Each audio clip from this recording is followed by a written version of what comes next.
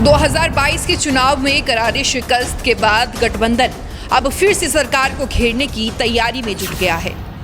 राज्य और केंद्र सरकार को घेरते हुए विपक्षी दल अब 2024 पर निगाहें गड़ाकर बैठ गया है। मंगलवार को एक तरफ जहां लखनऊ में सपा मुखिया अखिलेश यादव के साथ सहयोगी दलों ने मीटिंग की, तो वहीं दूसरी तरफ दिल्ली में जयंत चौधरी ने भी राष्ट्रीय कार्यकारिणी के साथ बैठक की, जिसमें जयंत चौधरी ने कहा कि विधानसभा चुनाव के बाद पार्टी कार्यकर्ता अपने को बिल्कुल कम ना आंके।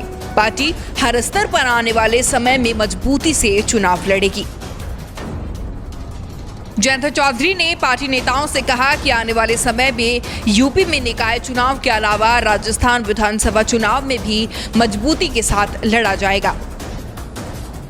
जयंत ने देश में आर्थिक संकट पर चिंता व्यक्त की। उन्होंने कहा कि हर रोज डीजल, पेट्रोल और रसोई गैस के दामों पर वृद्धि हो रही है। गरीब और मध्य वर्ग पर आर्थिक बोझ बढ़ रहा है।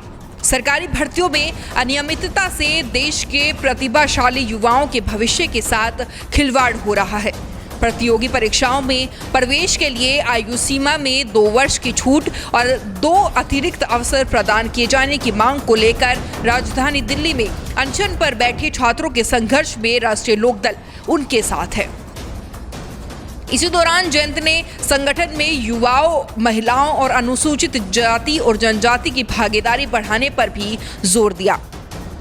उन्होंने कहा कि विधानसभा चुनाव के नतीजों को लेकर संगठन को सुव्यवस्थित बनाने के लिए समीक्षा समिति का गठन किया गया है। 15 अप्रैल तक यूपी के जिलों में भ्रमण कर ये समिति अपना प्रतिवेदन सौंपेगी, जिसमें उन्होंने बाबा हरदेव, केपी चौधरी और चौधरी प्रवीण सिंह को संगठन सुधार समिति के लिए नामित किया है। जैसे हमने स्टेट लेवल की कमेटी को अभी भंग कर दिया था पीछे माननीय राष्ट्रीय अध्यक्ष जैन जी ने, तो उसके ऊपर भी विचार हुआ। सब लोगों से सुझाव भी मांगे गए। अगर आपके पास कोई सुझाव हो, और जो हमारे विधायक 8 विधायक जीत के आए हैं, उनकी मीटिंग लखनऊ में हो चुकी है। संगठन को मजबूत करने का मेन ये है कि हर स्तर पर संगठन मजबूत हो, वो चाहे बूथ स्तर हो और चाहे हाईएस्ट स्तर हो, हर स्तर पर मजबूत हो। उसमें युवाओं की भागीदारी, महिलाएं, सबकी भागीदारी वो हो कि वो बढ़ चढ़ के हिस्सा लें, पार्टी से ज़्यादा उसमें जुड़ाव रखें। विधानसभा चुनाव के बाद पहली राष्ट्रीय कार्यकारिणी की बैठक हुई और राष्ट्रीय कार्यकारिणी की बैठक में सारे मुद्दों पर चर्चा हुई। जो विधानसभा चुनाव में जो स्थितियां थी उन पर चर्चा हुई, आगे की रणनीति पर चर्चा हुई, संगठन को लेकर के चर्चा हुई, संगठन को मजबूत बनाने पर चर्चा हुई, विधानसभा में और विधानसभा के बाहर पार्टी की भूमिका पर चर्चा हुई। वहीं लखनऊ में अखिलेश ने सहयोगी दलों को एक साथ बुलाया और मीटिंग की, जिसमें तमाम गठबंधन के साथी मौजूद थे सिवाय चाचा शिवपाल के। इस मीटिंग में आरएलडी के विधायक दल के नेता और बुढ़ाना से विधायक राजपाल बालियान भी पहुंचे थे। बैठक में शामिल बालियान ने ट्वीट कर लिखा कि महंगाई, बेरोजगारी, आवारा पशुओं से छुटकारा, किसान, मजदूरों, दलितों के लिए चौधरी चरण सिंह के सपनों को पूरा करने के लिए जमीनी संघर्ष, बाबा साहब डॉक्टर अंबेडकर के दिए संविधान को बचाने के लिए हर कदम समाज को न्याय दिलाने की होगी लड़ाई। हमारी बैठक चली माननीय अखिलेश जी की अध्यक्षता में, और आगे जो हाउस चलेगा उसके लिए रणनीति बनाई कि किसानों की बात करेंगे, मजदूरों की बात करेंगे और उनकी समस्याएं उठाएंगे और उनकी लड़ाई लड़ेंगे। शिवपाल यादव जी के बारे में चर्चा राजभर जी कर रहे थे, तो अखिलेश जी कह रहे थे कि बुला लो उनको, और ज्यादा तो नहीं आई, आ जाएंगे। वहीं इस मीटिंग में न पहुंचे चाचा शिवपाल यादव भी खासा नाराज दिखे।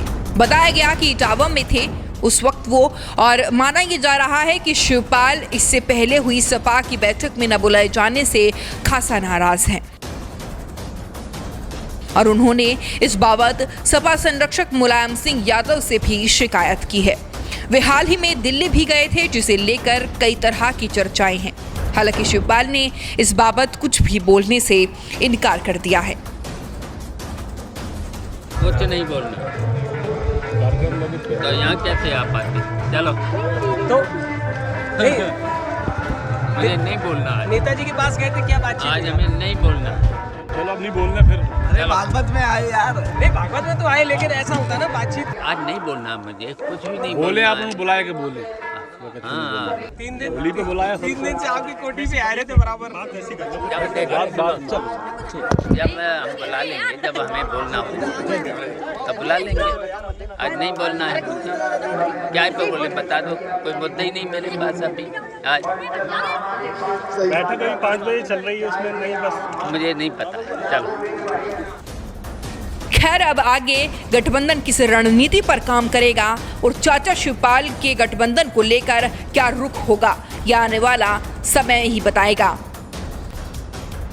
Bureau report, news 80 desk.